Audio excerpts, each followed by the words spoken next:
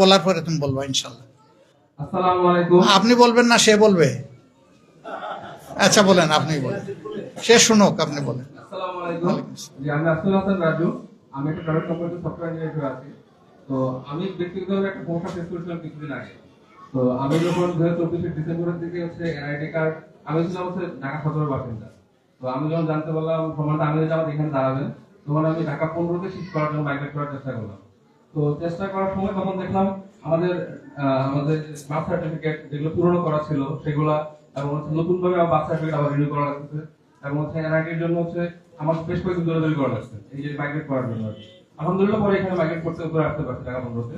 কিন্তু এই যে আমাদের যে সেন্ট্রালাইজ কোনো ডাটাবেস সিস্টেম নাই, এবং এখন একটা কাজের জন্য, ছোট একটা কাজের জন্য সরকারি বিভিন্ন ওয়েবসাইট বারবার দৌড়ানো লাগে। এই জিনিস থেকে আমাদের একটা মুক্তি দরকার। আর আমাদের নেক্সট জেনারেশন যারা আমার ছেলে ছায়া, তো ওরা যেরকম ছোট বাচ্চা, ওরা যখন আস্তে আস্তে স্কুলে ভর্তি হবে, ওদের যেরকম ভর্তির সময় একটা জন্ম নিবন্ধন একটা তৈরি হয়, ঝামেলা তৈরি হয়, টিকা দেওয়ার একটা জন্ম নিবন্ধন ঝামেলা তৈরি হয়, এগুলো সেন্ট্রালাইজ আমরা কেন করছি না? এটা নিয়ে জামাত কোনো প্রস্তুতি নিচ্ছে কিনা? আলহামদুলিল্লাহ আমাদের প্রস্তুতি আমরা নিচ্ছি। তবে আপনি এই কথাটা বলে বড় কষ্ট দিলেন। আমরা ডিজিটাল বাংলাদেশে 15.5 বছর থাকলাম, আর আপনি এখন বলতেছেন আমরা আনডিজিটালাইজড। আসসালামু আলাইকুম, আমি মোহাম্মদ সাইফুল ইসলাম। নির্বাচিত জনপ্রতিনিধিকে আমরা কখনো পাশে পাই না, সেটা হোক নির্বাচিত কিংবা অনির্বাচিত, কাউকে আমরা পাশে পাই না। নির্বাচন শেষ হওয়ার পরে আর 5 বছরে আর দেখা নাই, 5 বছর পরে আবার দেখা হয়, এটা কেন?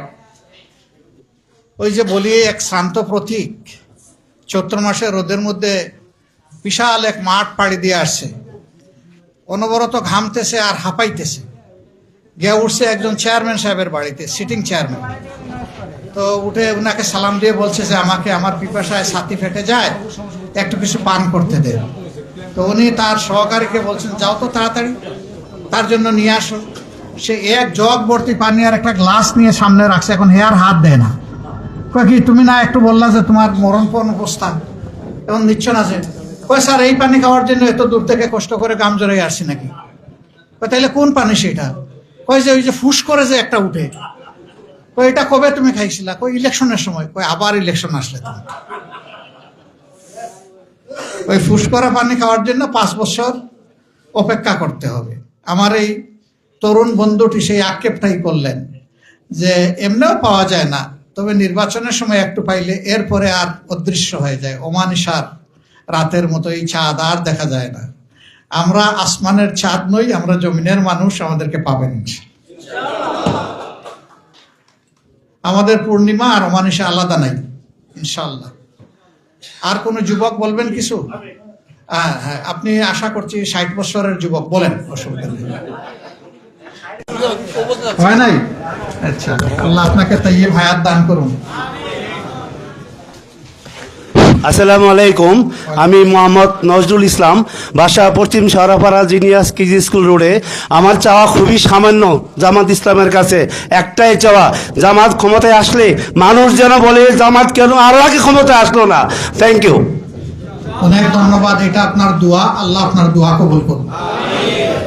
এরপরে ওইদিকে হাত উঠছে, তুমি বলবা? হ্যাঁ বলো, একটা পরিচয় দিয়ে বলো। জি, যারা উপস্থিত আছেন সকলের প্রতি আমার সালাম। আসসালামু আলাইকুম ওয়া রাহমাতুল্লাহি ওয়া বারাকাতুহু। ওয়ালাইকুম আসসালাম। আমার নাম হচ্ছে শরীফুজ্জামান, বাসা হচ্ছে ময়মনসিংহ, কর্মের জন্য ঢাকায় থাকি, ঢাকায় আছি। তো সেক্ষেত্রে আমার জামাত ইসলামের কাছে 2টি প্রশ্ন, আর হচ্ছে জনগণের কাছে একটি প্রশ্ন। সেটা হচ্ছে জনগণের কাছে প্রথম হচ্ছে জামাত ইসলামের কাছে আমরা তখন চাইতে পারবো যখন তাদেরকে ক্ষমতায় বসাইতে পারবো। আগে বসাইতে হবে, নিজেদের ঠিক হইতে হবে।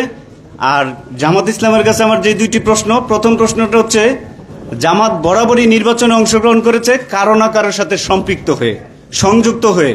আমরা চাই যে এইবার এখন অবধি পর্যন্ত এককভাবে করবে, এটা যেন শেষ অবধি পর্যন্ত থাকে, কারোর সাথে যেন সম্পৃক্ত না হয়। কারণ সম্পৃক্ত রাজনীতি জামাতের সাথে আর দেখতে চাই না, কারণ তাদের সহযোগিতা নিয়ে প্রত্যেকটা রাজনৈতিক দলই কিন্তু ফায়দা লুটেছে, জামাত কিছুই পায় নাই। আর দ্বিতীয় প্রশ্ন, নারীদের মধ্যে একটা শঙ্কা আছে, সেটা পরিষ্কার করবেন, সুস্পষ্ট বক্তব্য দেবেন প্রত্যেকটি বড় জনসভায় এবং ছোট ছোট সভায়। সেটা হচ্ছে কি, যে জামাত ইসলাম ক্ষমতায় গেলে নারীরা স্বাধীনভাবে রাস্তাঘাটে বের হতে পারবে কিনা, এটা একটা শঙ্কা তাদের মধ্যে আছে। এটা একটু পরিষ্কার করবেন যাতে নারীরাও উৎসাহিত হয়, বুঝতে পারে। ধন্যবাদ, আমার বক্তব্য প্রথম এতটুকু ছিল। দুইটা ওনার প্রস্তাব, দ্বিতীয়টা ওনার জানা যে নারীরা স্বাধীনভাবে চলতে পারবে কিনা। কিছুদিন আগে ঢাকা বিশ্ববিদ্যালয়ে ছাত্র সংসদ নির্বাচন হয়েছে। আপনারা অনেকেই সে রাত্রে ঘুমান নাই বলে আমার ধারণা, আমিও ঘুমাই নাই এবং বিশ্বের কোটি কোটি মানুষ ঘুমায় নাই। শুধু চোখ দুটা ওদিকে ছিল যে কি হচ্ছে সেখানে। এর আগে ব্যাপক প্রচারণা হয়েছে। একদল বলতেছে ছাত্র শিবির জিতবে, আরেক দল বলতেছে না তারা জিতবে ফেসবুকে, কিন্তু বুটে জিতবে আরেক দল, নাম বলতেছে। এটা বলে নাই? বলছে কেন? বলে যে না, তরুণরা এদেরকে পছন্দ করে না, মেয়েরা এদেরকে পছন্দ করে না। তারপরে কি হলো? দেখা গেল তরুণ এবং মেয়েদের বুট অকল্পনীয়ভাবে ছাত্র শিবিরের পক্ষে পড়েছে, তাই না? এরপরে বললো হ্যাঁ বুট তো দিয়েছে, এবার টের পাবা। এখন ঢাকা বিশ্ববিদ্যালয়ে আর বের হতে পারবা না নেকাব না পড়ে, শুধু চোখ দেখা যাবে আর কিছুই দেখা যাবে না। দেখা গেল না, তো তারা আগের মতো যেমন ছিল তেমনই আছে। হ্যাঁ, কেউ কেউ আগের চাইতেও আরো অনেক শালীন পোশাক পরে বেরিয়ে আসছে। সেটা যাই আসুক, তাদেরকে কেউ বাধ্য করেনি। এখন তাদেরকে সাংবাদিকরা গিয়ে জিজ্ঞেস করে, ওই যে এই যে ক্যাম্পাস এখন হয়ে গেল পাকিস্তানি ক্যাম্পাস, পাকিস্তানে কেমন আছে? কোথায় পাকিস্তান? কেন ঢাকা বিশ্ববিদ্যালয়? না তো, এটা আমাদের ক্যাম্পাস আগে যেমন ছিল এখন তেমনই আছে, তবে কিছু কিছু দিক থেকে আমরা এগিয়ে গেছি। তো কি এগিয়েছেন আপনারা? ওই যে আগে মেয়েদের হলগুলো থেকে আমরা আসতাম, দীর্ঘ রাস্তা হয় আমাদেরকে রিক্সায় চড়ে আসতে হতো, না হয় হেঁটে আসতে হতো। এখন ছাত্র শিবির তাদের যে দিক থেকেই পারো, তাদের শুভাকাঙ্ক্ষী বন্ধু বান্ধব এদেরকে ওদের কাছ থেকে এনে আমাদের জন্য ট্রামের ব্যবস্থা করে দিয়েছে। খুব অল্প পয়সায় আমরা যেতে পারি, সময় আমাদের বাঁচে এবং সময় মতো আমরা ক্লাসে অ্যাটেন্ড করতে পারি। এখন আর আমাদেরকে হাঁপাইতে হয় না। আর কি পাইছেন? ওই যে আগে তো মাদক আর গাঞ্জুলি জুয়াড়িদের জ্বালায় আমরা ইজ্জত নিয়ে হাসতে পারতাম না। আমাদের দিকে ওই বাইরের বখাটেরা এসে চোখ তুলে কথা বলতো, টিজিং করতো। এখন আমাদের এই ক্যাম্পাস আবর্জনা মুক্ত হয়ে পরিচ্ছন্ন। আর কি পেয়েছেন? বলে হ্যাঁ, বৃষ্টি হলে পানি জমলেই হলগুড়ার নিচতলা ডুবে যেত, এবারও ডুবেছে, কিন্তু 1.5 ঘন্টার ভিতরে সব পানি নিষ্কাশন হয়ে গেছে। আমাদের হল ডুবার আগে ছাত্র শিবির সেখানে পাম্প নিয়ে হাজির হয়ে গেছে। বলেছে আমরা কষ্ট করতে পারি, কিন্তু আমাদের বোনদেরকে কষ্ট করতে দেব না। আমাদেরকে এখন জিজ্ঞেস করে মানুষ যে বাংলাদেশটা আপনাদের হাতে উঠবে, বাংলাদেশ কেমন হবে? তা আমরা বলি যে ঢাকা বিশ্ববিদ্যালয় যেমন হয়েছে বাংলাদেশও তেমন হবে ইনশাআল্লাহ। দোয়া রাখবেন। আসসালামু আলাইকুম, আমি আব্দুর রব রাজ। আমি বাংলাদেশ জামাত ইসলামের একজন ক্ষুদ্র কর্মী হিসাবে কাজীপাড়া উত্তর ওয়ার্ডে কাজ করতেছি। তো আমার প্রশ্নটা হচ্ছে, আমরা সবাই জানি নিশ্চয়ই আমাদের এই মুহূর্তে বাংলাদেশে তরুণ ভোটার সংখ্যা খুব সম্ভবত 3 কোটির বেশি তরুণ ভোটার আছে। 4 কোটি তরুণ ভোটার, 4 কোটির মতো, হ্যাঁ, প্রায় 4 কোটির মতো, যাদের বয়স 35-এর নিচে। জি জি, 35-এর নিচে। তো সব দলের মতো আমরা জামাত ইসলামেও আমরা দেখতে পাচ্ছি যে আমরা এই তরুণ ভোটারদেরকে আকৃষ্ট করার চেষ্টা আছি ইনশাল্লাহ।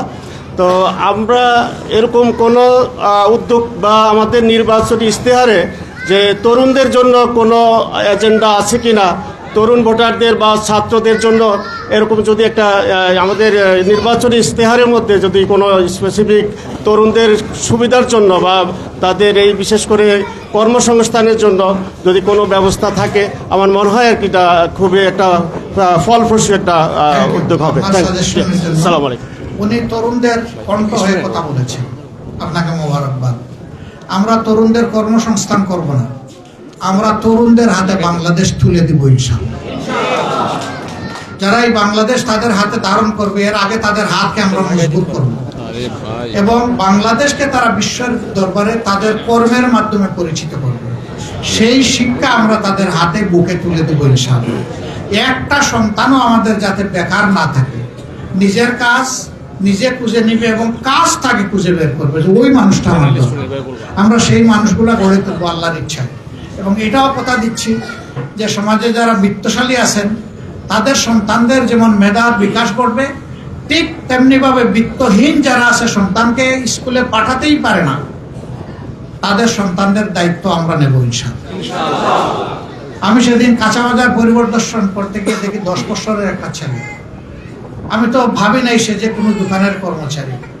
পাশে এনে স্নেহ করে জিজ্ঞেস করলাম, তুমি কোন ক্লাসে পড়ো? এখন দেখি কিছু বলে না। আমি আবার বললাম, তুমি স্কুলে যাও না? কেঁদে দিছি। কি হয়েছে বাবা? ওই যে আমি তো এতিম, আমার মা একটা ঘরে কাজ করে, আমরা ভাই বোন 4-5 জন আছি, আমি এখানে একটা দোকানের কর্মচারী। কতদিন ধরে? বলে যে 1.5 বছর হয়ে গেছে। এর আগে তুমি কি করতে? বলে যে আমি ক্লাস 2 পর্যন্ত পড়েছি, এরপরে আর আমার পড়ার সুযোগ নেই। এই বাচ্চাটিকে মানুষের সন্তান না? তার কি এই দেশের উপর কোনো অধিকার নেই? সরকারের কি কোনো দায়িত্ব নেই? সে তো ওই বাচ্চাদের প্রতীক, ওই বাচ্চাদের প্রতিনিধি যে বাচ্চাগুলো ড্রপ আউট হয়ে ঝরে পড়ে চলে গেছে। আমরা আল্লাহর কাছে কি জবাব দেব? আর এদের মধ্যে যে মণিমুক্তা না, এটা বললো কে? এই ড্রপ আউট চিলড্রেনের মধ্য থেকে আগামীর প্রধানমন্ত্রী বের হয়ে আসবে না, তার নিশ্চয়তা দিবে কে? আমরা ইনশাআল্লাহ চেষ্টা করব মিনিমাম শিক্ষা, যে শিক্ষায় জাতির পরিচয় হবে যে এটা একটা শিক্ষিত সভ্য জাতি, এই শিক্ষাটা সব শিশুকে আমরা যাতে দিতে পারি, আল্লাহ যেন সেই শক্তি আমাদেরকে দান করেন। বলবেন এত টাকা পাবেন কোথায়? টাকাই মাটি থেকে তৈরি হবে ইনশাআল্লাহ। আমাদের দল কোনো দেশের কোনো এজেন্সির টাকায় চলে না। আমাদের দল চলে আমাদের কর্মী শুভাকাঙ্ক্ষীদের পকেটের ব্যাংক দিয়ে। আমাদের দেশও চলবে আমাদের এই মাটি দিয়ে ইনশাআল্লাহ। চুরির পথ, লুটতরাজের পথ যেদিন বন্ধ হয়ে যাবে, ট্যাক্স এখন সরকার যা কালেকশন করে তার চাইতে 3 গুণ বেশি ট্যাক্স উঠবে, কিন্তু ট্যাক্সের লেভেল আমরা কমিয়ে দেবো ইনশাআল্লাহ। আমরা প্রথমে 3 ভাগের 1 ভাগ কমায় দেব, দিয়ে আমরা দেখবো যে ওই বছর জনগণ কিভাবে সাড়া দেয়। চুরির হাত বন্ধ করে দিব। এখন ট্যাক্স পেয়াররা কি করে? তারা ট্যাক্স দেয় 10 টাকা সরকারকে, আর 30 টাকা দেয় অন্যের পকেটে। ওই রাস্তা যেদিন বন্ধ হয়ে যাবে তখন 10 টাকা চলে যাবে 30 টাকায়। আর এখানে যে কমায় দেওয়া হয়েছে এটা পূরণ হয়ে 250% ট্যাক্স কালেকশন হবে ইনশাআল্লাহ। ট্যাক্সের সাথে যোগ হবে যাকাত, অসর, যোগ হবে ওয়াকফ, হেবা, এই ধরনের অনেক কিছু যোগ হয়ে যাবে। এখন মানুষ এগুলা করে না কেন? কারে বিশ্বাস করবে যে আমি চুরের হাতে কি আমার আমানত দেব? এই জন্য কেউ দেয় না। তখন মানুষ যখন দেখবে চুরের জায়গাটা খালি হয়ে ভালো মানুষ এখানে এসেছে, ওই হাত 1 টাকা নিলে ওটাতে আরো 10 টাকা বা 1 টাকা আরো যোগ করার চেষ্টা করে, এখান থেকে নিজে কিছু নেয় না, মানুষের আস্থা তখন বেড়ে যাবে।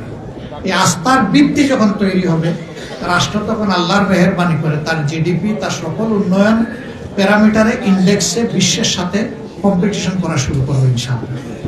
আমরা কোনো ফাঁপা বেলুন আমরা কাউকে দেখাতে চাই না। এই যে এক ভাই বলছে যে কেন ডাটাবেজ নাই, কেন আমাকে গিয়ে এখন আমার সন্তানের ভর্তির জন্য আবার সেই বার্থ সার্টিফিকেটের ক্লু আমাকে টানতে হবে? যদি থাকে তাইলে তো আমার ছেলে, আমার নাম, আমার ওয়াইফের নাম আসার সাথে সাথে তার সব কিছু বের হয়ে আসার কথা। আমাকে জিজ্ঞেস করে কেন? ওখান থেকেই তো সব পেয়ে যাওয়ার কথা।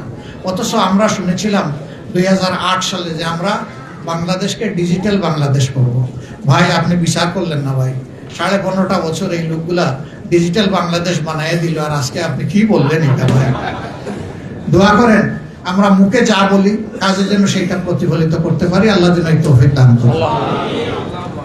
আসসালামু আলাইকুম রাহমাতুল্লাহ। আমি আজকে খুব কম কথা বলবো, আমি মন ভরে শুনতে চাচ্ছি আজকে। আসসালামু আলাইকুম রাহমাতুল্লাহ। আমি সাজ্জাদ হোসেন, আমি একজন ছাত্র। আমার যে প্রশ্নটা সেটা হচ্ছে যে আমি সবার আগে আপনাকে একটা বিষয় অবগত করে আমার প্রশ্নটি করতে চাই। সেটি হচ্ছে আমাদের বাংলাদেশে অনলাইন ইউজ করে এরকম সংখ্যা অনেক বেশি, বিশেষ করে ছোট্ট ছোট্ট বাচ্চারা যারা, তারাও এখন অনলাইন ইউজ করে। সেখানে হচ্ছে রিলস, ব্লগ, এছাড়াও বিভিন্ন রকমের বিষয় আছে যেগুলো হচ্ছে জি জি জি এরকম অনেক বিষয় আছে, এগুলোতে তারা আসক্ত হয়ে গিয়েছে। এটাতে বিশেষ করে দেখা যাচ্ছে যে যুবকদের তুলনায় মেয়েদের সংখ্যাটা বেশি। এখানে ক্লাস 7 থেকে শুরু করে ক্লাস 6 থেকে শুরু করে ক্লাস 10 পর্যন্ত স্কুল পড়ুয়া বাচ্চাদের, মেয়ে বাচ্চাদের সংখ্যাটাই বেশি। এখানে হয়তোবা যারা আছেন সকলেরই মেয়ে বাচ্চা আছে, ছোট ছোট। এনারা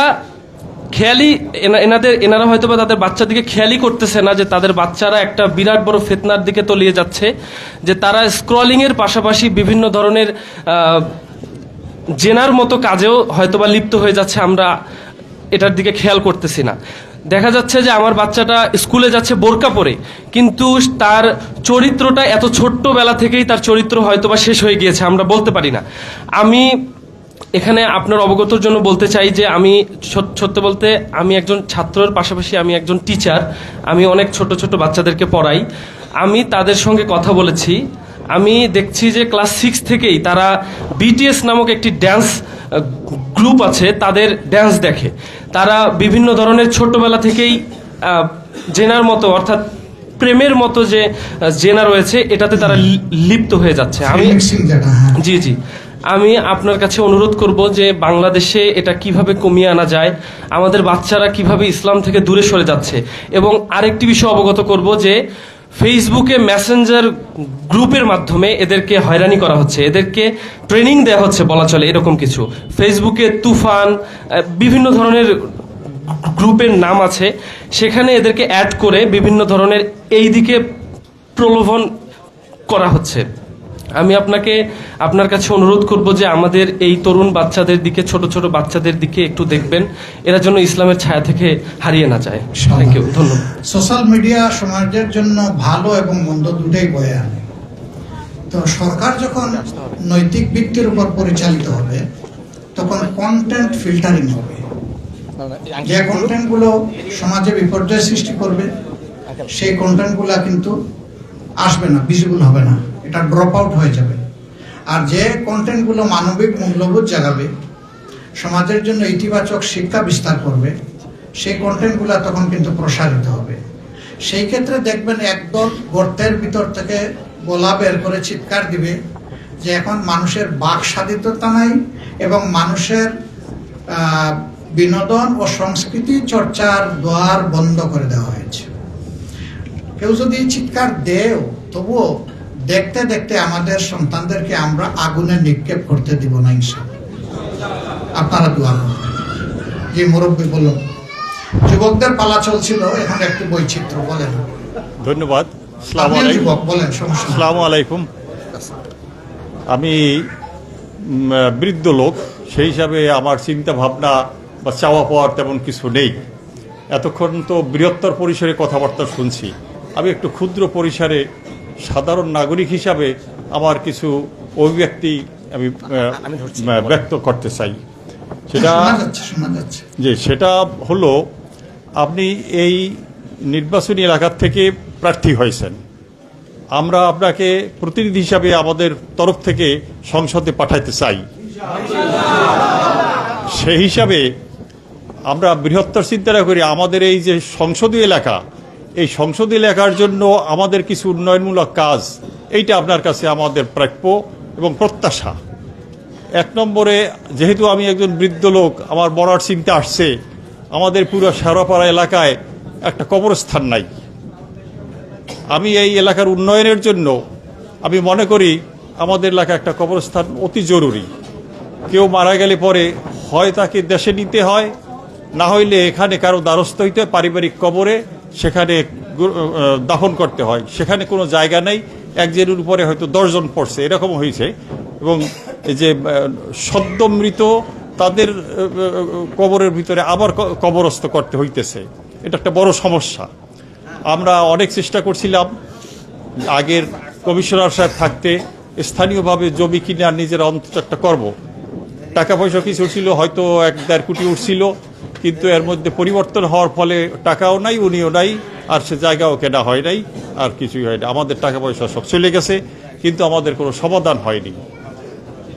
এখন আমাদের জন্য আপনার কাছে নিবেদন যে আপনি আমাদের এই কনস্টিটুয়েন্সি থেকে, যেহেতু আপনি প্রতিনিধি হিসাবে যাবেন, সেই হিসাবে আমাদের প্রতি আপনাদের জন্য খেয়ালটা থাকে।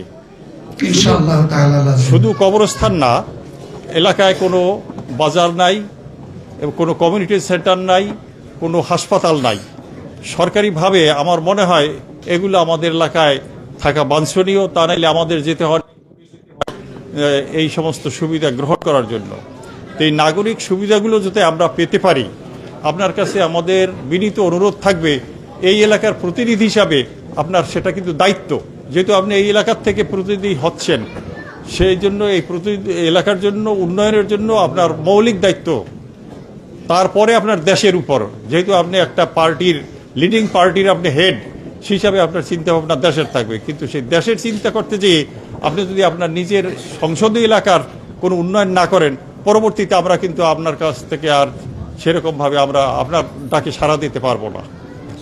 আমার অনুরোধ, আপনি আমাদের এই এলাকার প্রতি আপনার যেন নজরটা থাকে। বৃহত্তর দেশের জন্য তো থাকবেই, কথাটা খুবই মূল্যবান, থাকবেই, কিন্তু আমাদের আমানত নিয়ে যদি এটার প্রতিদান জি, জি, জনগণ না জি, পায়, হ্যাঁ। পরবর্তী পর্যায়ে বলবে আপনাকে হলুদ কার্ড। না, সেইটাই আমার বিনীত নিবেদন এবং আরজ এবং প্রত্যাশা যে এলাকার, আমাদের সংসদীয় এলাকার উন্নয়নের জন্য আপনার সুদৃষ্টি সর্বদা থাকবে। ইনশাআল্লাহ। ধন্যবাদ। আসসালামু আলাইকুম।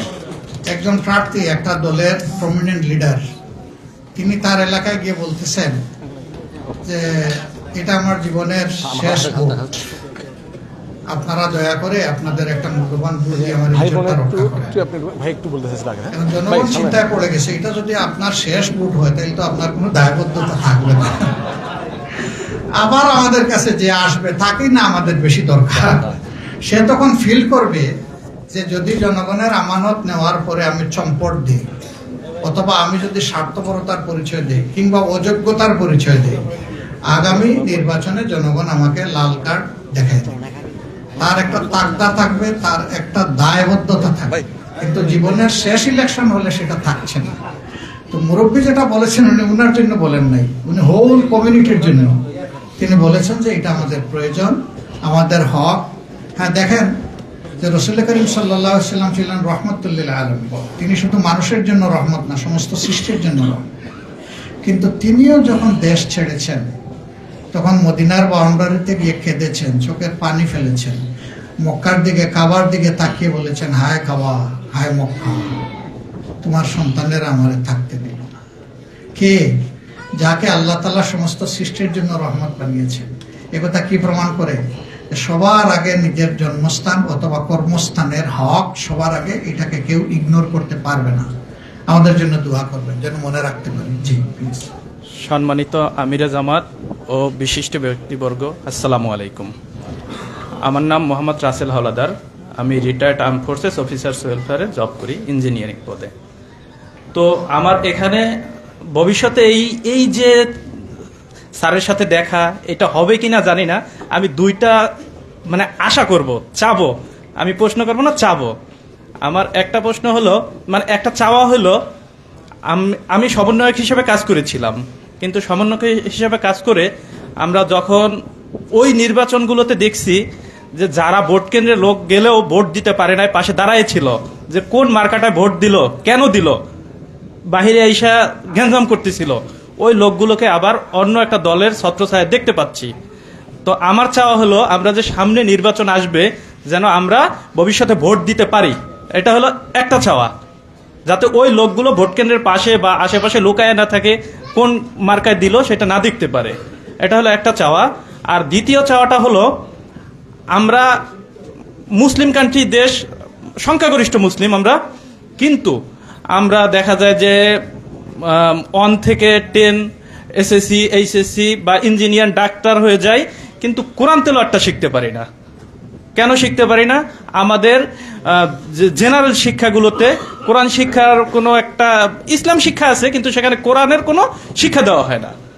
তো আমার চাওয়া হলো, যদি ভবিষ্যতে জামাতে আমির এই ব্যবস্থাটা করেন যে 1 থেকে 5ম শ্রেণী পর্যন্ত এর ভিতরে কোরআন তেলাওয়াত একটা ক্লাস থাকবে, যাতে 5ম শ্রেণীর ভিতরে বাচ্চারা হোক, মেয়েরা হোক, ছোট শিশুরা হোক, ওরা যাতে কোরআন তেলাওয়াতটা শিখতে পারে। অন্যান্য ধর্ম ওরা অন্যান্য ধর্ম শিখবে, কিন্তু মুসলিমরা যাতে কোরআন শিক্ষাটা শিখতে পারে, এই চাওয়াটা শুধুমাত্র আমার থাকবে আমিরে জামাতের কাছে। আসসালামু আলাইকুম। আপনি প্রথমটা বলেছেন কিছু দুর্বৃত্ত আগে নির্বাচনে ভোট দিতে গিয়ে দেখেছেন দাঁড়াই আছে, এবং আপনাকে অবজার্ভ করতেছে, আপনার মনের উপরে চাপ প্রয়োগ করতেছে আপনি কিসে ভোট দিচ্ছেন না দিচ্ছেন। সম্ভবত আপনি 14, 18 এবং 24 সালের কথা বলতেছেন আমার ধারণা। তো সেই যুগ আবার ফিরে আসুক, এটাকে আমরা চাই। সেই যুগ ফিরে আসতে দেওয়া হবে না ইনশাআল্লাহ। আপনারা আপনাদের ভোটের জন্য তৈরি হন, আমরা আপনাদের পাশে দাঁড়িয়ে আপনাদেরকে শক্তি যোগাবো যাতে আপনার পছন্দের প্রার্থীকে আপনি ভোট দিতে পারেন। আমি বলছি না আমাকে ভোট দিবেন, আপনার যারে পছন্দ তারে দিবেন, কিন্তু কোনো গুন্ডা গিয়ে সেখানে বাধা সৃষ্টি করতে পারবে না ইনশাআল্লাহ। সবাইকে শক্ত ভূমিকা নিতে হবে। কিসের আর্মি রে ভাই, আর কিসের পুলিশ? এরা কি করবে আমাদেরকে? আমরাই আর্মি, আমরাই পুলিশ। এই ভূমিকায় জনগণকে যেতে হবে। বিশেষ করে যুবক, তোমরা ভাই ভোট দিতে পারো নাই, 3-3টা ইলেকশনে বয়স হয়েছে, কিন্তু তোমরা ভোট প্রয়োগ করতে পারো নাই। আমরা তো জীবনে না হয় 2-4-5 বার দিয়েছি, তোমরা তো একেবারেই ভোটের মুখ দেখো নাই।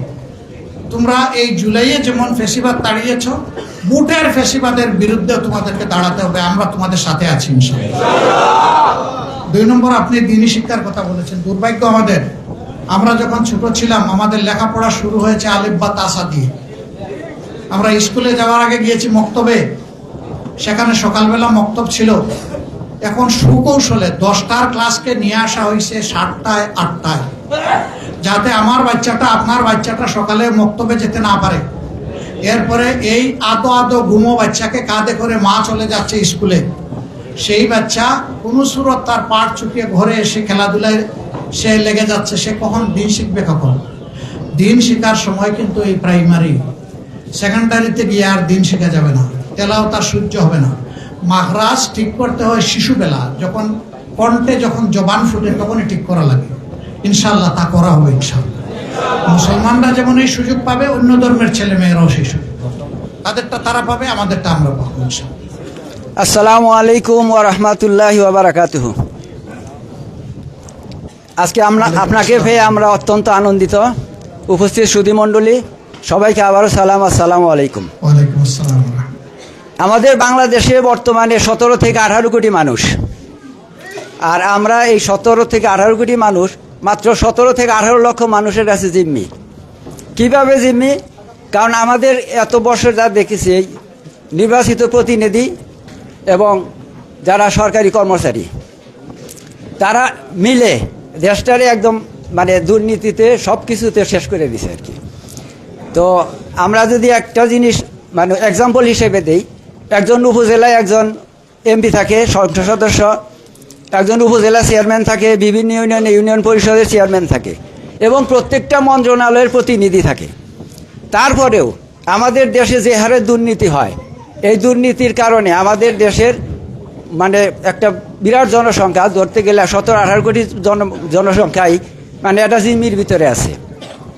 এই জিনিসটা কিভাবে সমাধান করা যায়, এবং আমি আশা করি যে আপনি যদি ইনশাআল্লাহ পাশ করেন, জামাত ইসলাম যদি পাশ করে, আপনি এই দেশের প্রধানমন্ত্রী হবেন। সেই হিসেবে আমি আশা করি যে এই জিনিসগুলা যারা নির্বাচিত প্রতিনিধি হবে এবং মন্ত্রণালয়ে যারা প্রতিনিধি থাকবে তারা যেন দুর্নীতি করতে না পারে, তাহলে দেশের সকল দুর্নীতি বন্ধ হয়ে যাবে। আরেকটা জিনিস যেটা আসছে যে শিক্ষার ব্যাপারে, আমার মনে হয় এখন স্কুলে প্রথম ABCD শিখায়, ক খ শিখায়, কিন্তু এই আরবি হরফ শিখায় না। আমরা যদি প্রথম থেকে এইটা করি, তাহলে এখন যে আমাদের মানবতার যে অবস্থা, এটা অনেকাংশে কমে আসবে ইসলামী শিক্ষা হলে। কারণ আমাদের বাংলাদেশে আমরা 90% উপরে মুসলমান, কিন্তু আমাদের ইসলাম অনুপস্থিত অনেক ক্ষেত্রে। ধন্যবাদ, আসসালামু আলাইকুম। ওয়ালাইকুম আসসালাম। ঠিক আছে, এখন রাত হয়ে গেছে 9টা, আপনারাও যাবেন, খাওয়া দাওয়া করবেন। ইংলিশে একটা ফ্রেজ আছে, এ hungry person is a angry person. পেটে যখন ক্ষুধা লাগে মেজাজ তখন খারাপ থাকে। এখন ক্ষুধার সময় গোনায় আসছে, আমার কথা এখন নিশ্চয়ই আপনাদের ভালো লাগবে না, এই জন্য আমি বেশি কথা বলবো না, শুধু মুরব্বীর এই প্রথম কথাটার উত্তর দিচ্ছি। যে দেখেন, দুর্নীতি দমন কমিশন আমাদের দেশে আছে, কিন্তু এটাও দুর্নীতিগ্রস্ত। ওখানে যদি ভালো করে তদন্ত করা যায়, বড় দুর্নীতি ওখান থেকে বের হয়ে আসবে। তো আমাদের দেশে তো মাঝে মাঝে দুর্নীতির বিরুদ্ধে কিছু মামলা মোকদ্দমা হয়, তাই না? এগুলো হলো দুর্নীতির যে বিষ বৃক্ষ, ওই বৃক্ষের ডাল ধরে টান দেয়। আল্লাহ আমাদেরকে সুযোগ দিলে আমরা ডাল ধরে টান দিব না, আমরা মূল ধরে টান দিব। ওই মূল উপড়ে ফেলবো। চুনুপুটিকে ধরা হবে না, চুনুপুটিকে যারা ব্যবহার করে তাদেরকে ধরা হবে। এরকম 100 জনকে শাস্তি দেওয়ার দরকার পড়বে না, 10 জনকে উচিত শিক্ষা দিলে 10 কোটি ঠিক হয়ে যাবে। বিচার করতে গিয়ে কারো মুখের দিকে তাকানো হবে না। এই ডায়াসে দাঁড়িয়ে এখন যিনি কথা বলছেন তিনিও যদি দুর্নীতি করেন তাকেও ক্ষমা করা হবে না। আমরা সেই দেশটা চাচ্ছি। তবে কথা যত সহজে বললাম, কাজটা অত সহজ না। দুর্নীতিবিদরা আমরা জানি আমাদের সামনে তারা হিমালয় পর্বত দাঁড় করাবে। মহান আল্লাহর কাছে তৌফিক চাই আর আপনাদের সাহায্য চাই। আমরা সেই হিমালয় পর্বত ডিঙ্গাবো ইনশাআল্লাহ। তাতে সময় যা লাগে লাগুক, আমরা ধৈর্য হারাবো না, আল্লাহর উপর ভরসা রাখবো এবং আল্লাহর সাহায্য আমরা পাবো।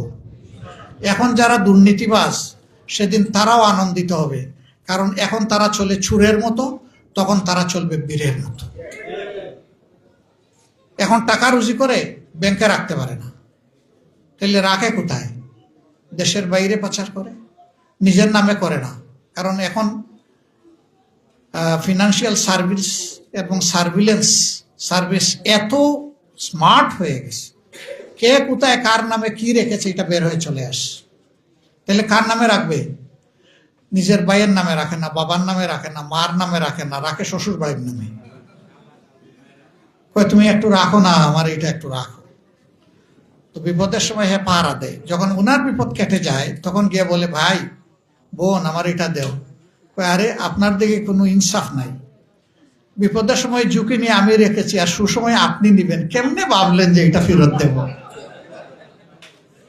বিপদের যে কাস্টোডিয়ান এখন সেই হবে কাস্টোডিয়ান। অনেকে মাথা খারাপ হয়, আত্মহত্যা করে, আবার কেউ কেউ দৌড়া পড়ে জেলে যায়, আবার কেউ দেশ থেকে পালায় যায়। এগুলোর মাঝে কোনো সম্মান আছে? কোনো শান্তি আছে? তো সম্মান আর শান্তি থাকলো না, তুমি মানুষ কিসের জন্য? ইনশাআল্লাহ এগুলা যখন বন্ধ হবে, ওই মানুষগুলাও আমাদের জন্য দোয়া করবে যে আমরা অন্ধকার গলিতে ছিলাম, এখন আমরা আলোর দিশারি। আমরা সেই সমাজটা গড়তে চাই, আপনাদের সবার সহযোগিতা চাই। আমরা ঘোষণা করেছি, শুনেছেন, যে আমরা খাওয়ার জন্য যাব না, আমরা ইনশাআল্লাহ সেবার জন্য যাব। আমরা বলেছি আমাদের এমপি মন্ত্রীরা ইনশাআল্লাহ সরকারি প্লটও নেবে না আর বিনা ট্যাক্সের গাড়িও চলবে না। এও আমরা বলেছি সরকারের যে ফান্ডটা না নিলে না হয়, যেটা জনকল্যাণের জন্য একান্ত প্রয়োজন, আমরা শুধু এটা নিব, এর বাইরে আমরা হাত বাড়াবো না। আবার এইটা কিভাবে খরচ হয়েছে তার হিসাবও জনগণ জানবে, যে ফান্ড এইটা হাতে এসেছিল, খরচ হয়েছে। এটা জানার অধিকার জনগণের এই কারণে আছে যে এই ফান্ডটা জনগণের হয় ট্যাক্সের পয়সা, না হয় জনগণের নামে নেওয়া ঋণের পয়সা। এই দুই জায়গায় জনগণের হক, এটা জানবে ইনশাল্লাহ জনগণ। এইভাবে যদি একটা সরকার অন্তত 5 বছরের জন্য রান করতে পারে, এরপরে বাংলাদেশের রাজনীতিতে যারাই আসবে তারা ভালো করবে ইনশাল্লাহ। আর ভালো না করলে পরবর্তীতে জনগণ জনগণের মতো করে কাজ কারবার করে ফেলবে, আর কারো মুখের দিকে তাকাবে না। তো আমরা আরো মন ভরে শুনলে খুবই ভালো লাগতো। এই যে আপনাদের এতগুলা কথা শুনলাম, আপনারা অধৈর্য হন নাই তো? আমি খুব এনজয় করেছি এবং এখান থেকে শিখেছি। আমি যেখানেই যাই চেষ্টা করি একজন শিক্ষানবিশ হওয়ার, লার্নার হওয়ার, এবং চেষ্টা করি কিছু হলেও লার্ন করার। এখানে আপনারা যা বলেছেন আমার জন্য চিন্তার পুরা অনেক আছে। দোয়া করবেন আপনাদের এই মূল্যবান কথাগুলা থেকে আমি যেন সঠিক সবক বা শিক্ষাটা নিতে পারি, আমি যেন সমাজ জীবনে এবং আমার ব্যক্তি জীবনে এগুলাকে কাজে লাগাতে পারি। সম্মানিত সুধী মণ্ডলী, ঢাকা 15 আসন নিয়ে শুধু বাংলাদেশ নয়, কিন্তু বাংলাদেশের ভিতরে এটা একটা গুরুত্বপূর্ণ আসন। আমরা বাংলাদেশের 1 ইঞ্চি মাটিকে অবহেলা করতে চাই না। যারা বাংলাদেশের প্রতি ইঞ্চি মাটিকে সম্মান করতে পারবেন, বাংলাদেশে তারাই রাজনীতি করবেন, অন্য কারো করার অধিকার নাই। আমাদের রাজনীতিতে আমার বাড়ি এবং মামার বাড়ি বলে কোনো কথা নেই। আমাদের রাজনীতি হবে ইনসাফের ভিত্তির উপর দাঁড়িয়ে। তবে অবশ্যই ইনসাফ থেকে আমার নিজের এলাকা বঞ্চিত হবে না ইনশাআল্লাহ। ইনসাফ পেয়ে গেলে কারো কোনো আফসোস থাকবে না। এখন আফসোস কেন জাগে? এখন আফসোস জাগে সমাজের বৈষম্যের কারণে। প্রধানমন্ত্রীর বাড়ি এখন দেখা যাবে উন্নয়নের স্রোত তার বাড়িতে, কোনো কিছু লাগুক না লাগুক ওখানে গিয়ে হাজির, তেল মারা শুরু হয়ে গেছে। স্রেফ প্রধানমন্ত্রীর বাড়ি হিসাবে যেমন কোনো এলাকায় উন্নয়নের স্রোত যাবে না, আবার প্রধানমন্ত্রীর বাড়ি হওয়ার কারণে উন্নয়নের স্রোত থেকেও বঞ্চিত হবে না। এই দুইটার মধ্যে ভারসাম্য আনতে হবে।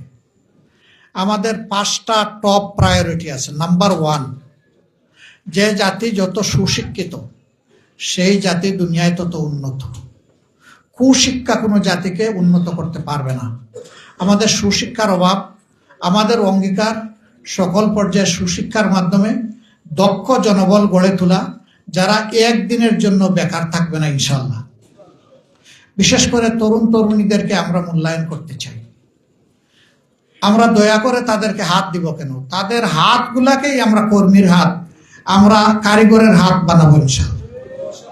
সবাই চাকরি করবে না, কিছু লোক চাকরি করবে, আবার কিছু লোক উদ্যোক্তাও হবে। আল্লাহ যাকে যেমন করে সামর্থ্য দিয়েছেন সেই সামর্থ্যের আলোকে সে তার কাজ করবে।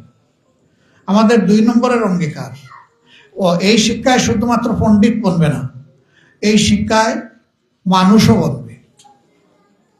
এই শিক্ষায় শিক্ষিত একটা মানুষ সে বুঝবে তার প্রাথমিক বিদ্যালয়ে যেখানে সে লেখাপড়া করেছে, যে রাস্তা দিয়ে হেঁটে সে ওখানে গিয়েছে, ওই রাস্তার প্রত্যেকটি নুড়ি, বালু, পাথর, বিটুমিন এবং তার ওখানকার বিল্ডিংয়ের সব কয়টি ইট, পাথর, নুড়ি, বালু, সিমেন্ট, রড, মিস্ত্রির হাত, এগুলার সাথে এই দেশের গরিব, দুঃখী, ধনী সবার কন্ট্রিবিউশন আছে।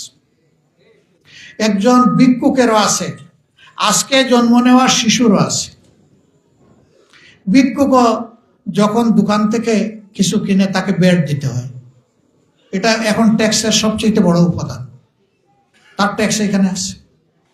আবার আজকের জন্ম নেওয়া শিশুর জন্য মা বাপ তার আত্মীয় স্বজন যখন কিছু কিনতে যায় ওটাতেও বেড দিতে হয়। কাজেই ট্যাক্স কিন্তু বাংলাদেশের আবাল বৃদ্ধ বনিতা সবাই পে করে। আমরা শুধু মনে করি যে বড় ট্যাক্স তারা দেয়, তারাই বোধহয় ট্যাক্স পেয়ার। না না না, আমরা সবাই tax payer, one and all, কেউ বাদ নেই। 2 নম্বর, আমাদের উন্নয়নের দ্বিতীয় খাত হচ্ছে বৈদেশিক ঋণ। বৈদেশিক ঋণ প্রত্যেকটি মানুষের উপর সমানভাবে ভাগ করে বর্তায়। আজকের জন্ম নেওয়া শিশু যেমন, 80 বৎসরের বৃদ্ধ তেমন, বিলিয়নিয়ার যেমন, গরিব কুড়ে করে বসবাস করা আমার বোনটি ভাইটিও তেমন, সবার উপর সমান। কাজেই যে লোকটা শিক্ষিত হবে তাকেই অনুভূতি দেওয়া হবে যে আজকে তোমার মানুষ হওয়ার পিছনে শুধু আল্লাহর দেওয়া তোমার ব্রেন আর তোমার মা বাপের টাকা নয়, এদেশের জনগণের টাকাও এখানে আছে। এই জনগণকে তোমার সম্মান করা লাগবে, কারণ তারা তোমাকে ঋণী বানিয়ে রেখেছে। তাদের ঋণ পরিশোধ করা সারা জীবনে তোমার দায়িত্ব। এই শিক্ষাটা আমাদের শিক্ষা দেয় না, উল্টাটা দেয়। এই জন্য সবাই নিজের পকেটে হাত না ঢুকাই অন্যের পকেটে ঢুকাই দেয়। একবার 2 মুরব্বী একসাথে চলতেছেন রিক্সায়, তো একজন হঠাৎ বললেন যে ভাই, তুমি তো বয়সে আমার অনেক বড়, কিন্তু তুমি দেখি স্মার্টলি চলাফেরা করো, আমার তো কোনো কিছু বুঝতে পারতেছি না, আর কয়দিন বাঁচবে। কেন ভাই? কয় যে না, এখনই শরীরে সেট বল পাই না। কোথায় পাও না? কয় যে এই যে উরুর উপরে হাত রেখেছি, কই কোনো টের পাচ্ছি না। কয় ভাই, হাতটা তো রেখেছো আমার উরুর উপরে, তো তুমি টের পাইবা কেমনি? তো আমাদের দেশে কিছু মানুষ অন্যের উরুর উপর হাত বুলায়,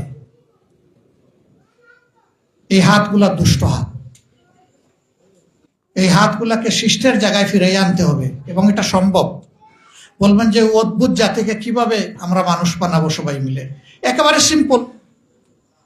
মক্কা বিজয়ের আগে যে মানুষগুলো, দুনিয়ার এমন কোনো জঘন্য কাজ নাই যেটা তারা করতো না। মারাত্মক জঘন্য কাজ, নিজের ঔরসজাত সন্তানকে নিজ হাতে ঠান্ডা মাথায় তারা খুন করত। মেয়ে সন্তান জন্ম নিলে মেয়ের বাপ বলে পরিচিতি হবে, এই যন্ত্রণা থেকে বাঁচার জন্য জন্মের সাথে সাথে অথবা কিছুদিন পরে খুন করে ফেলত। এক আল্লাহর বান্দাবান্দিকে এরকম একটা ফুটফুটে মেয়ে আল্লাহ তাআলা দিয়েছেন, এত মায়াবী যে এরা তারা খুন করতে পারে নাই। বয়স হয়ে গেছে 9-10 বছর, এখন চিন্তা করলো, হায় হায়, এখনই যদি আমি শেষ না করি তাহলে তো আর হবে না। মাকে বলছে গোসল করাও, ভালো কাপড় চোপড় পরাও, ওর সুগ্রাণ মাখাইয়ে দাও। দিছে মা। উনি সাথে হাতে একটা কুদাল নিয়ে রওনা করছেন মেয়েকে নিয়ে। মা বুঝতে পারছে শেষ, এ মেয়ের সাথে আমার আর দেখা হবে না। মরুভূমির পাথুরে এলাকা দূরে চলে গেছে উনি। পাহাড়ের টিলায় মেয়েকে হাতে ধরে ধরে উঠাই নিচ্ছে। মেয়েকে দাঁড় করে এখন গর্ত করতেছে। মেয়ে তার বাবাকে জিজ্ঞেস করতেছে যে, বাবা এখানে গর্ত করছো কেন? চুপ থাক। আরো করলো। এরপরে বলতেছে, ও আমার বাবা, কোথায় নিয়ে এসেছো আমাকে? তখন দেখলো যে আর যদি তৃতীয়বার বাবা ডাকে তাইলে এরে আমার খুন করা সম্ভব হবে না। তখন কুদালের বাড় দিয়ে এমন জোরে আঘাত দিছে, নিজের মেয়ের মাথা ফেটে মগজ চতুর্দিকে ছিটকাইয়া পড়ছে, তার চেহারায় এসে লাগছে। মেয়ের জীবন্ত লাশ ধাক্কা দিয়ে ওই গর্তের মধ্যে রেখে মাটি চাপা দিয়ে চলে আসছে। কাপড় চোপড় ধুয়ে বাড়িতে আসছি। মার ভয়ে জিজ্ঞেসও করে না আমার কলিজার টুকরা দুলালিকে কোথায় রেখে এসেছো। মা বুঝে ফেলছে। তিনি যখন ঈমান কবুল করলেন, রাসূলুল্লাহ সাল্লাল্লাহু আলাইহি সাল্লামের দরবারে একদিন মানুষের কর্মের প্রতিদান কি হবে, সূরা জিলজালের শেষ 2 আয়াত রাসূল করিম সাল্লাল্লাহু আলাইহি সাল্লাম বলতেছে। তিনি হু হু করে শিশু বাচ্চাদের মতো কেঁদে দিলেন। আল্লাহ রসুল জিজ্ঞেস করলেন, তুমি কাঁদছো কেন? বলে যে, আল্লাহ রসুল, আমি চোখের সামনে দেখতে পাচ্ছি দুজকের আগুন আমার দিকে এগিয়ে আসছে। তিনি বললেন, কেন? তুমি তো ঈমান এনেছো। আল্লাহর দরবারে দাঁড়িয়ে যদি বলে, হে আল্লাহ, এ আমার জালিম বাবা, আমি তোমার কাছে আমার হত্যাকাণ্ডের বিচার চাই, আমার কি অপরাধ ছিল, সেদিন আমি কি জবাব দিব হে আল্লাহ রসুল? আমার তো কোনো জবাব থাকবে না। রাসূল করিম সাল্লাল্লাহু আলাইহি সাল্লাম তার মাথায় হাত, এখন তুমি ঈমান কবুল করেছো, ঈমান কবুল হওয়ার সাথে সাথে অতীতের সমস্ত গুনাহ, শিরক, বেদাত, কুফরি যা করেছো আল্লাহ সব মাফ করে দিয়েছে। এখন তুমি তোমার মায়ের পেট থেকে জন্ম নেওয়া নিষ্পাপ শিশু। আরবের চেহারাটা কেমন ছিল এই ঘটনা থেকে বের হয়ে আস। সেই অসম্ভব ধরনের দুর্দর্শ খারাপ জাতি। মক্কা বিজয়ের সময় আল্লাহ রসুল, তখনও তিনি উটের পিঠে, সবাই এসে তার সামনে হাজির। কাবার চত্বরে বসে পড়েছে মাথা নিচের দিকে, কারণ তাদের অপরাধের কথা স্মরণ করে তারা লজ্জিত হচ্ছে। কি আচরণটা তারা আল্লাহ রসুল এবং সাহাবায়ে কেরাম রিদওয়ানুল্লাহি তাআলা আলাইহিম আজমাইনের সাথে করেছে। আল্লাহ রসুল বলছেন, মাথা উঠাও। উঠাইছে। জিজ্ঞেস করলেন, আজকে মুহাম্মদের কাছে তোমরা কি চাও সাল্লাল্লাহু আলাইহি ওয়াসাল্লাম? আবু সুফিয়ান দাঁড়ালেন। দাঁড়ায় বললেন, আপনি আমাদের সম্মানিত ভাতিজা, আপনি আমাদের সম্মানিত ভাই। বলেই তিনি বসে পড়লেন। মেসেজ ক্লিয়ার যে একজন রক্তের ভাই এবং ভাতিজার কাছে এক জাতি যা আশা করে, হে মুহাম্মদ সাল্লাল্লাহু আলাইহি ওয়াসাল্লাম, আজকে আপনার কাছে আমরা তাই আশা করি। রাসূল মাহবুব সাল্লাল্লাহু আলাইহি সাল্লাম আসমানের দিকে তাকালেন। আল্লাহ তাআলার ফয়সালা ইশারার অপেক্ষা করলেন। এর মাঝে দেখা গেল তার মুখটা উজ্জ্বল হয়ে উঠেছে।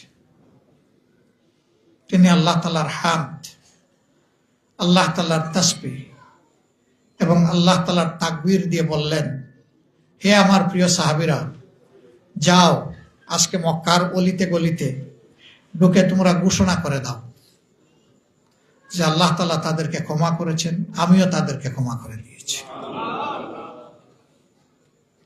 আজকে প্রত্যেকটি মানুষের জান, মাল, ইজ্জত, আবরু সম্পূর্ণ নিরাপদ, ইল্লা আশারা, 10 জন ছাড়া।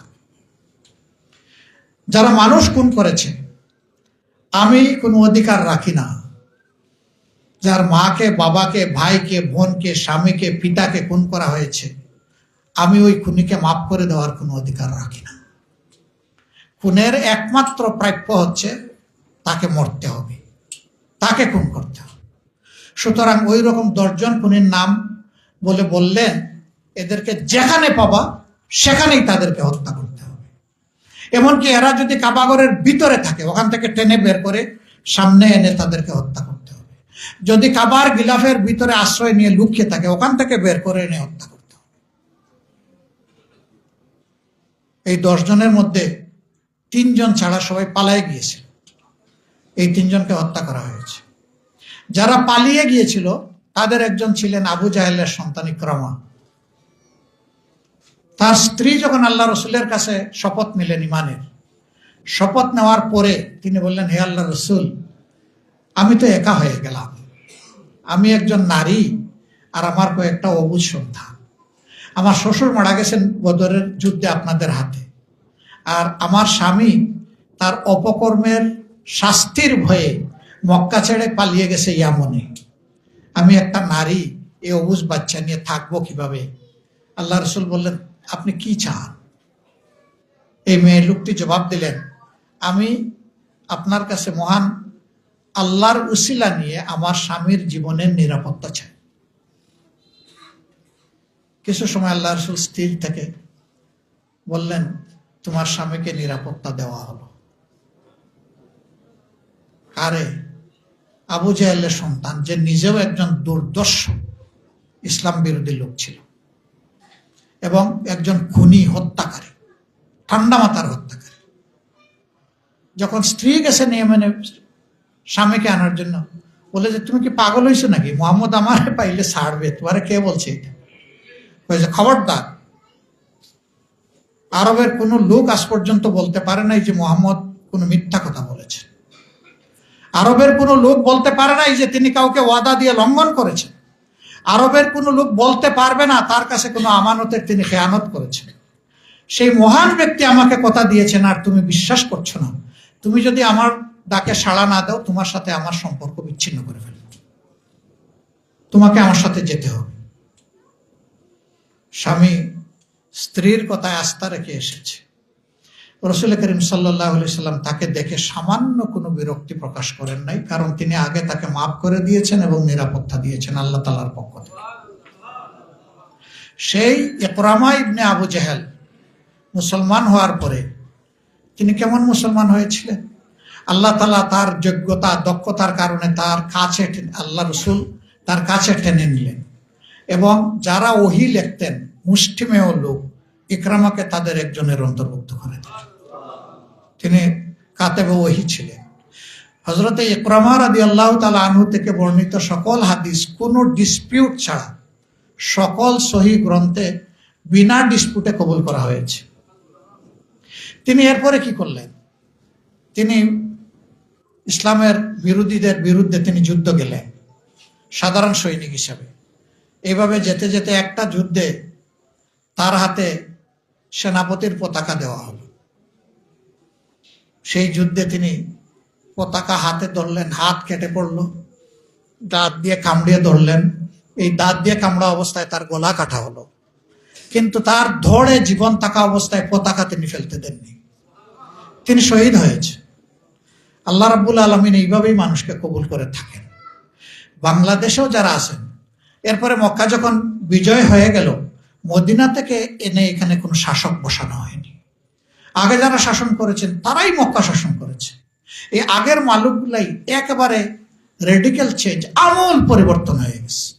এই বাংলাদেশে বিশ্বাস করুন, যদি 10টা মানুষকে শক্ত করে ধরা হয়, 18 কোটি মানুষ স্বস্তির নিঃশ্বাস ফেলবে। আর ওই যে উনি বলেছেন যে কয়েক লক্ষ মানুষের কাছে আমরা জিম্মি, সেই কয়েক লক্ষ মানুষ নিজেরা অন্য মানুষকে মুক্তি দিবে, তারাও মুক্তি পেয়ে যাবে ইনশাআল্লাহ। আমরা তো ওই দেশটাই করতে চাচ্ছি ইনশাআল্লাহ। ইনশাআল্লাহ আমরা পারবো বিইজনিল্লাহ, আল্লাহ যদি সাহায্য করে। তো আমি আপনাদেরকে কৃতজ্ঞতা জানাচ্ছি, আপনারা কষ্ট করে এখানে এসেছেন, অনেকের কথা শুনেছেন, আমারও কিছু কথা আপনারা শুনেছেন। আমার জন্য এতটুকু দোয়া করবেন, আল্লাহ যদি আমাকে এই দেশের সেবা করার কোনো বৃহত্তর দরজা আমার জন্য মেহেরবানি করে খুলে দেন, আমি যেন সেই আমানতের ভারটা রাখতে, এই দায়িত্ব যেন আমাকে জাহান্নামের দিকে না টানে, এই দায়িত্ব যেন জান্নাতের দিকে যাওয়ার কারণ হয়। আমি ভয় পাই। উমর ইবনুল খাত্তাব রাদিয়াল্লাহু তাআলা আনহু এক রাতে শিশুর মতো কাঁদছিলেন, হু হু করে। তার মেয়ে ফাতেমা দৌড়ে আসেন, এক মেয়ের নাম ফাতেমা ছিল। তিনি মনে করেছেন বাবার বোধহয় হার্টে কোনো ব্যথা। তিনি এখানে হাত বুলান, ফিটে হাত বুলান, বাবাকে দিয়ে যাচ্ছে। একটা পর্যায়ে জিজ্ঞেস করলেন, বাবা আপনার কি অসুখ হয়েছে? হাত দিয়ে বললেন না, মুখ দিয়ে বলতে পারলেন না, কাঁদছেন। তাইলে আপনি কাঁদছেন কেন? কোনো জবাব নাই। অনেকক্ষণ পরে নিজেকে সামলে বললেন, মা রে, কাঁদছি আল্লাহর ভয়ে। কেন আপনি আল্লাহর ভয়ে কাঁদছেন? বলে যে এই যে আমার উপরে যে বিপদটা আসলো, খেলাফতের এই দায়িত্বটা আসলো, এইটা আমার ধ্বংসের কারণ হয়ে যায় কিনা। কই বাবা, এটা কি বলেন আপনি? আপনি একজন ন্যায়পরায়ণ শাসক, আপনি গরিব দুঃখের খবর নেন, আপনি কোরআনের আলোকে দেশ চালান, রসুল করিম সাল্লাল্লাহু আলাইহি সাল্লামের আপনি ঘনিষ্ঠ সাহাবী, 10 জন যারা অগ্রিম বেহেশতের সুসংবাদ পেয়েছেন এর মাঝে আপনি একজন, আবার আপনি বলতেছেন এটা আপনার ধ্বংসের কারণ হয়ে যায় কিনা। আপনি যদি ইসলামের একটা ফরমান জারি করার মাধ্যমে এটা যদি তামিল হয়, আমল হয়, সবাই মিলে যে সওয়াব পাবে, একা তো আল্লাহ আপনাকে সেই সওয়াব দিবেন। এটা বিরাট সৌভাগ্যের ব্যাপার। আব্বা বলে, হারে মা, তুমি এক পিঠ দেখেছো, আর এক পিঠ দেখো নাই। তোমার বাবার শাসন আমলে মানুষ তো অবশ্যই, ফোরাত নদীর তীরে একটা অবুঝ প্রাণী, মানুষ নয়, একটা কুকুরও যদি না খেয়ে মরে, আর তোমার বাবা এবং তার লোকজন যদি তার পরিচর্যা না করে, তার হক আদায় না করে, ওই কুকুর যদি আসরের ময়দানে আমার বিরুদ্ধে দাঁড়ায় যায়, তোমার বাবারে বাঁচাবে কে? কুকুরটা যদি দাঁড়িয়ে বলে, হে আল্লাহ, আমি তো অবুঝ প্রাণী, আমি তো একটা শাসকের দেশে ছিলাম, শুনছিলাম এই শাসক নাকি ন্যায়পরায়ণ, কই আমার তো কেউ খোঁজ নিল না, তখন তোমার বাবা কি জবাব দিবে? চিন্তা করেন, মানুষ নয়, একটা অবুঝ প্রাণীর অভিযোগকেও তিনি ভয় পাচ্ছেন। আমরা যদি আল্লাহর উপর সামান্য ঈমানও এনে থাকি, সেই ভয়টা আমাদের পাওয়া উচিত। আল্লাহর ভয় অন্তরে নিয়ে বাকি জীবন যেন আল্লাহ বাঁচার তৌফিক দান করে। আমরা নির্বাচিত হয়ে সরকার গঠন করলাম কি করলাম না, তার উপর আমার নাজাত নির্ভর করে না। আমার নাজাত নির্ভর করে আমি আমার আল্লাহর গুলামি করলাম কি করলাম না তার উপর। আল্লাহ যে বিবেক দিয়েছেন, সেই বিবেক অনুযায়ী চললাম কি চললাম না তার উপর। আল্লাহর হাবিব যে কথাটা বলেছেন, খায়রুন নাস মাইয়ানফাউন নাস, মানুষের মধ্যে সেই উত্তম যে মানুষের উপকার করে, আমি সেই উপকারী মানুষটি হতে পেরেছি কিনা, তার উপর নির্ভর করে আমার নাজাত। আল্লাহ রাব্বুল আলামিন এইরকমই অনুভূতি নিয়ে বাকি জীবন যেন আমাকে কাটানোর তৌফিক দান করে। আর যদি আল্লাহর ইচ্ছায় আপনাদের ভালোবাসায় সমর্থনে কোনো দায়িত্ব আসে, তাহলে ইনশাআল্লাহ আমি আশা রাখি, বাকিটা আল্লাহ ভালো জানেন, আমাকে আপনাদের খুঁজে বের করতে হবে না, আমি আপনাদেরকে খুঁজে বের করব ইনশাআল্লাহ। আল্লাহ যেন এই তৌফিক দান করেন। সুবহানাকাল্লাহুম্মা ওয়া বিহামদিকা, আশহাদু আল্লা ইলাহা ইল্লা আনতা, আস্তাগফিরুকা ওয়া আতুবু ইলাইক। আসসালামু আলাইকুম ওয়া রাহমাতুল্লাহ। আমার সালাম আপনারা মেহেরবানি করে পরিবারের সদস্যবৃন্দ, আপনাদের আত্মীয় স্বজন, বন্ধু বান্ধব, কর্মস্থলের সাথী এবং প্রতিবেশীদেরকে পৌঁছাবেন ইনশাআল্লাহ। সবার কাছে দোয়ার দরখাস্ত রেখে বিদায় নিচ্ছি। আসসালামু আলাইকুম।